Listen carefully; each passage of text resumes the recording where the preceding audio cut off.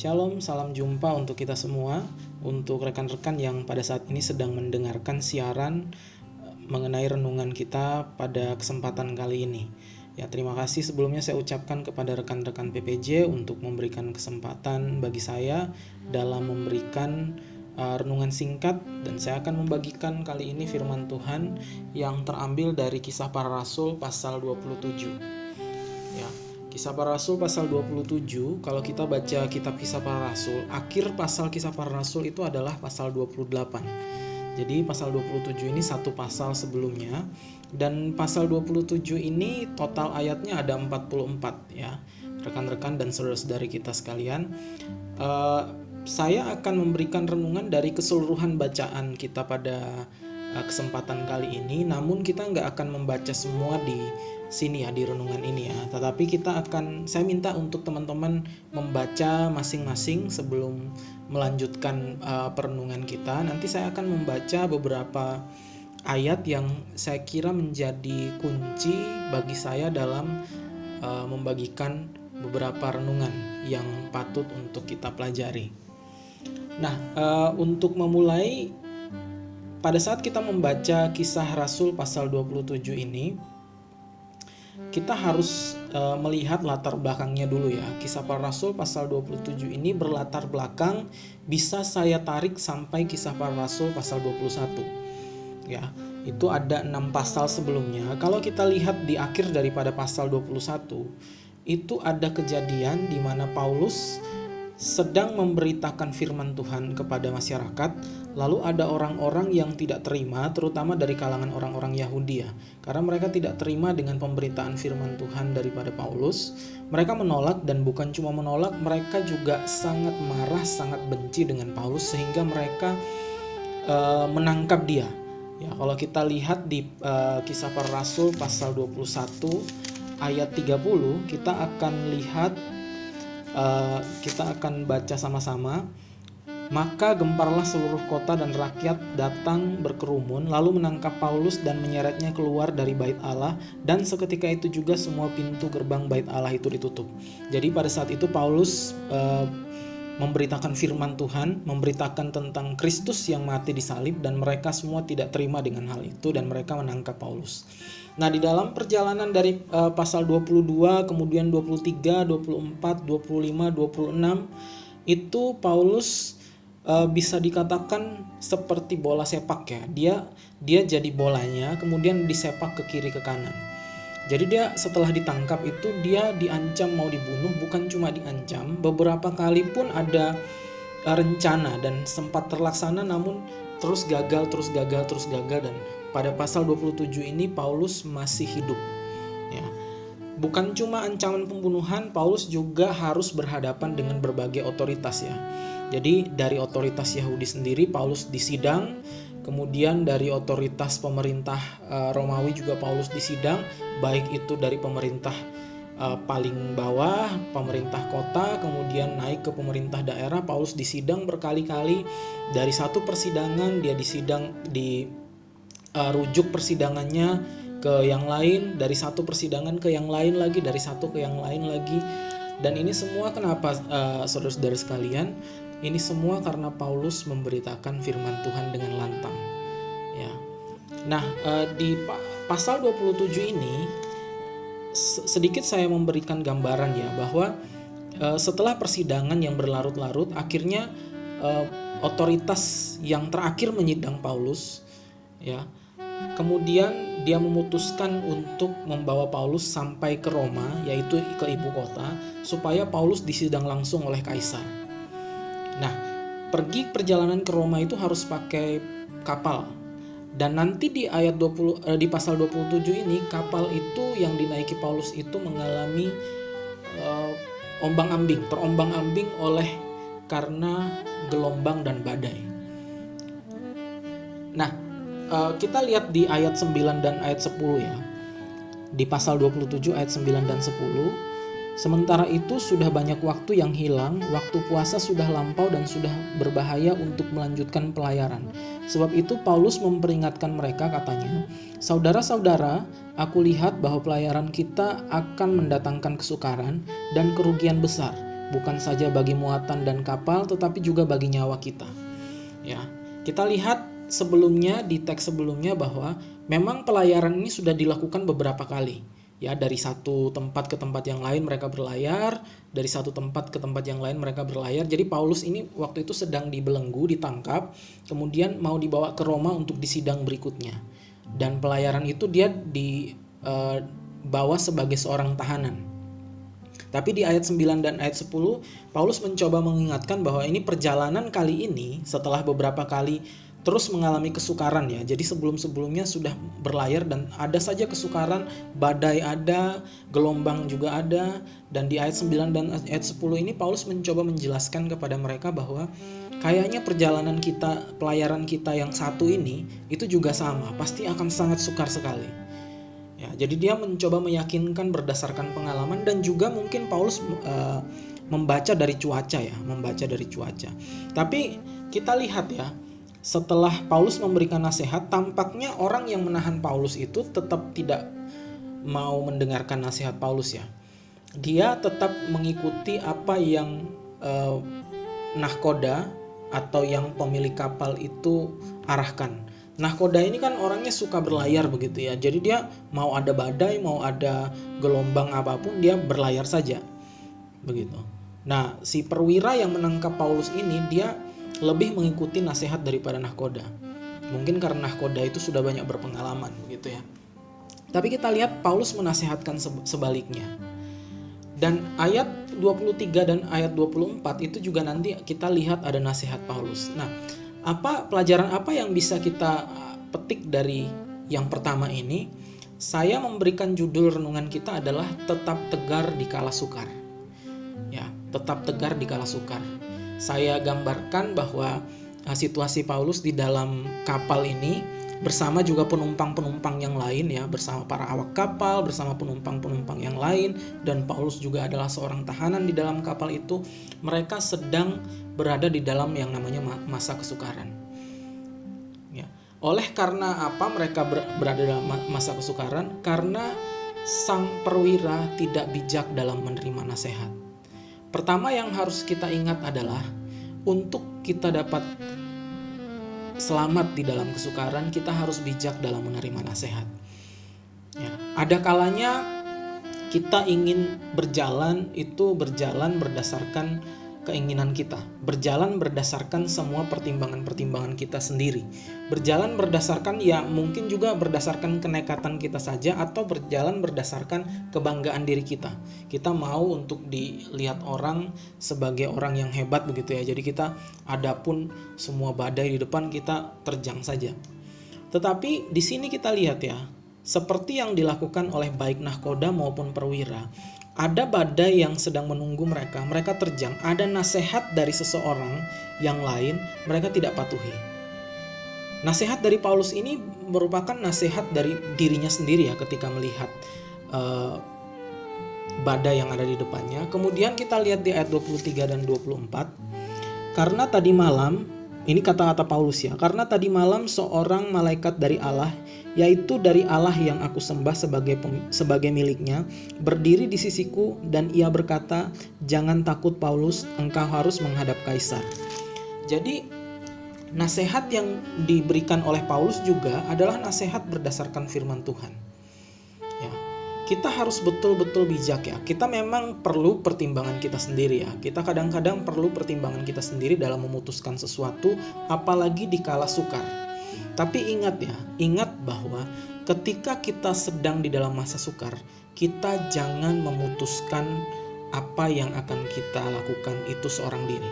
Jangan pernah mengambil keputusan sendiri di kala kita sedang sukar. Tetapi kita harus meminta pertimbangan kepada orang lain yang kita anggap mampu, yang kita anggap berpengalaman, yang kita anggap berkompeten tentang masalah yang kita sedang hadapi. Misalnya dari pendeta atau gembala kita, misalnya dari kawan kita yang dulu pernah mengalami masalah yang sama dengan kita, misalnya dari orang yang memang dia ahli di bidang tersebut. Misalnya kita punya masalah ekonomi, masalah apapun, ada orang yang ahli di bidang tersebut, kita dengarkan nasihat dia, kita terima pertimbangan yang dia berikan. Karena seringkali ketika kita sedang dalam masa kesukaran dan kita mau memutuskan sendiri, keputusan yang akan kita ambil itu adalah keputusan yang buruk.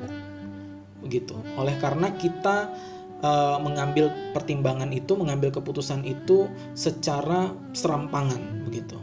Jadi yang pertama, untuk tetap tegar di kala sukar, kita harus bijak dalam menerima nasihat.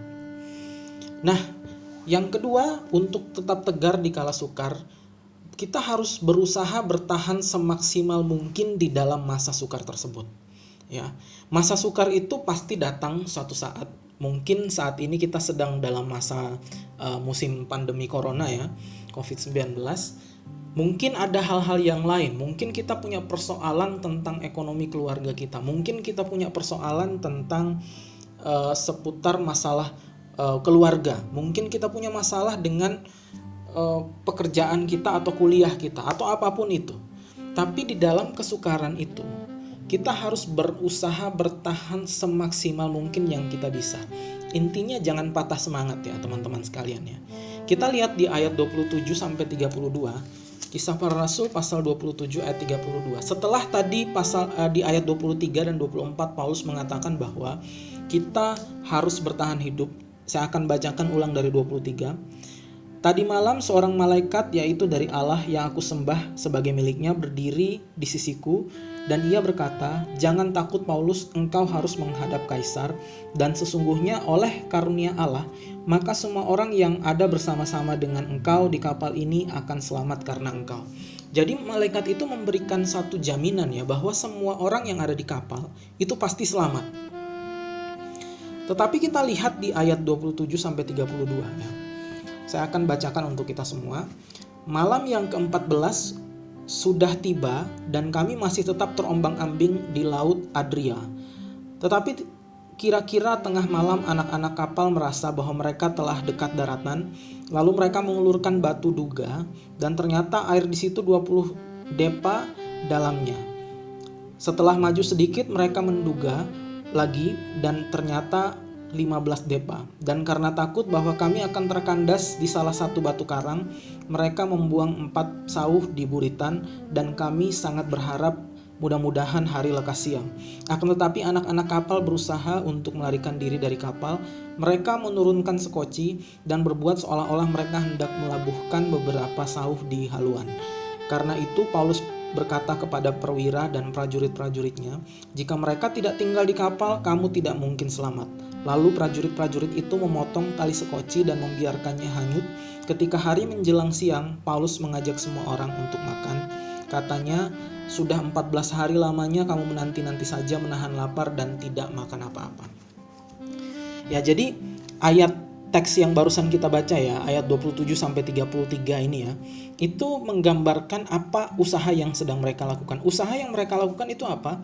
Ya, usaha-usaha sebagaimana manusia berusaha pada umumnya. Terutama orang-orang atau manusia-manusia yang sedang ada di dalam kapal yang terombang-ambing oleh karena badai, oleh karena gelombang. Ya. Memang sebelumnya, hari sebelumnya, malaikat itu sudah menjamin, ada jaminan semua orang akan tetap hidup. Tetapi di sini mereka berusaha semaksimal mungkin untuk bertahan hidup. Bagaimana mungkin malaikat sudah menjamin, dan malaikat itu pasti asalnya dari Tuhan ya. Malaikat yang dari Tuhan, dia akan memberikan jaminan dan jaminan itu pasti juga jaminan dari Tuhan. Tapi kok kenapa mereka harus bertahan hidup semaksimal mungkin? Kenapa mereka harus memotong ini, mereka harus membuang itu, mereka harus mencari sana sini, mereka harus berkumpul dengan disiplin dan sebagainya. Untuk apa? Karena itulah yang diinginkan. Kita manusia di dalam hal-hal kesukaran, di dalam situasi kesukaran, tidak ada yang namanya jalan pintas untuk keluar dari kesukaran tersebut. Tidak ada yang namanya sesuatu yang tiba-tiba datang seperti Superman gitu membawa kita keluar dari kesukaran, tidak ada. Tapi Tuhan menolong kita dengan cara-cara yang sehari-harinya kita lakukan. Kalau misalnya kita saat ini sedang beberapa mahasiswa mungkin ya agak kesulitan dengan ekonomi karena orang tua mungkin tidak bisa mengirim dan sebagainya. Kalau mungkin ada bapak ibu juga yang mendengar yang pada saat ini sedang di dalam kesukaran yang sama, tidak bisa ke sana, tidak bisa bekerja dan sebagainya. kita harus berusaha semaksimal mungkin di tengah kesukaran ini. Kesukaran ini terjadi ya, dan Tuhan izinkan hal itu terjadi dalam kehidupan kita secara global. Bukan kita saja yang mengalami, tapi seluruh umat manusia di dunia. Ya. Nasihat daripada Tuhan adalah berusaha bertahan semaksimal mungkin. Kalau kita tidak bisa makan sehari-hari, mungkin kemarin-kemarin karena orang tua mengirim uang begitu ya, kita bisa makan satu hari ayam 3 kali gitu ya. Mungkin sekarang kita kurang-kurangi lah, satu hari telur sama tahu tempe begitu. Atau mungkin satu hari kita masak nasi kemudian lauknya beli di luar, mungkin untuk penghematan ya. Atau mungkin dengan cara-cara lain kita mungkin bisa mulai berjualan online shop misalnya. Itu satu usaha-usaha yang sangat mungkin kita lakukan di tengah-tengah kesukaran semacam ini ya. Jadi yang namanya jaminan, Tuhan sedang menjamin kita ya. Tuhan pasti akan membawa kita keluar daripada kesukaran ini. Tapi selama kita sedang ada di tengah-tengah kesukaran, kita dituntut untuk berusaha semaksimal mungkin bertahan hidup di dalam kesukaran itu. Ya, berikutnya bagaimana cara kita tetap tegar di kala sukar ya. Yang ketiga, kita harus bersedia untuk ditegur dan diperbaiki. Ya, ini penting ya. Kita lihat ayat 11 dulu ya. Di ayat pasal 27 ayat 11. Pertama, Paulus sebelum mulai berlayar ya, Paulus memberikan nasihat ya. Tadi saya sudah bacakan kepada perwira yang menangkap dia. Setelah memberikan nasihat, kita lihat ayat 11. Tetapi perwira itu lebih percaya kepada jurumudi dan nahkoda daripada kepada perkataan Paulus. Ya. Jadi nasihat pertama Paulus diacuhkan oleh mereka nggak mau dengar, mereka mau mengikuti pemikiran mereka sendiri. Kemudian kita lihat ayat 21 ya. Lalu Paulus memberikan nasihat kedua, saudara-saudara, jika sekiranya nasihatku dituruti supaya kita jangan berlayar dari Kreta, kita pasti terpelihara dari kesukaran dan kerugian ini. Ya, setelah itu Paulus memberikan nasihat-nasihat dan Paulus menyampaikan apa yang dikatakan oleh malaikat tadi. Setelah itu apa yang mereka lakukan? Mereka berusaha yang tadi ya, berusaha bertahan semaksimal mungkin. Jadi saudara-saudara sekalian, awalnya mereka melakukan sebuah kesalahan dan kesalahan itu fatal ya. Karena di situ ada sekitar 200 sekian orang ya, 200 sekian orang yang dicatat, nanti bisa kita baca sampai terakhir kisah pasal 27 ini. Ada sekitar 200 orang di atas kapal itu, dan mereka mempertaruhkan nyawa mereka semua. Oleh karena apa? Oleh karena kedegilan pemikiran mereka. Sudah tahu ada badai, mereka terobos. Sudah tahu kalau mereka berlayar bakal dapat masalah, mereka tidak peduli dengan nasihat. Tapi ketika ada nasihat yang lain, mereka siap untuk ditegur. Bukan cuma ditegur, mereka siap untuk diperbaiki. Ya seringkali ya, ini juga lagi-lagi ya, kita manusia ini adalah gudangnya kesalahan ya. Satu hari mungkin kita bisa buat ratusan kesalahan kita. Mungkin karena kita kurang berpengalaman ya. Mungkin saja karena kita tidak terlalu berpengalaman akan sesuatu, lalu kita memutuskan dengan pertimbangan kita sendiri, lalu akhirnya kita mendapat suatu kesukaran yang lebih besar. Atau kadang-kadang juga kesukaran itu datang jauh lebih besar oleh karena kebebalan kita. Ya. Sudah tahu itu salah, sudah tahu di depan ada badai, tapi tetap diterobos. Seperti yang dilakukan oleh perwira maupun nahkoda ini. Tetapi mereka akhirnya apa? Mereka bertobat ya. Tadinya mereka bebal, sekarang ditegur untuk kedua kalinya, mereka memperbaiki diri. Ya, terkadang ya, bahkan sering kalau kita lihat ya di jalan raya, lebih banyak di jalan raya ya. Ada orang yang melakukan kesalahan, sudah salah, ditegur, malah marah-marah. Nah, itu adalah suatu contoh sikap yang tidak menghargai teguran, tidak menghargai nasihat. Seharusnya kita dengan rendah hati, kita sadar bahwa semua manusia bersalah dan kita pun saat ini bersalah, kita harus terima teguran mereka. Pada saat ini mungkin kita sedang mengalami kesukaran. Bisa saja kesukaran itu karena kesalahan kita. Seringkali kesukaran yang kita hadapi itu karena kesalahan kita sendiri ya. Karena ketidakmengertian kita, karena ketidakpengalaman kita. Bisa juga kesukaran itu datang dengan sendirinya, seperti situasi kita sekarang. Tapi apapun yang terjadi, ketika kesalahan-kesalahan oleh karena kesukaran-kesukaran oleh karena kesalahan kita itu bisa kita perbaiki, maka yakin dan percaya kita akan tetap tegar di kala masa sukar ini. Yaitu akhir daripada renungan ini. Jangan lupa terhadap ketiga poin yang tadi saya sampaikan, bahwa untuk kita dapat tetap tegar di kala sukar, kita yang pertama bijaklah menerima nasihat, yang kedua berusaha bertahan semaksimal mungkin, dan yang ketiga bersedia ditegur dan diperbaiki. Terima kasih.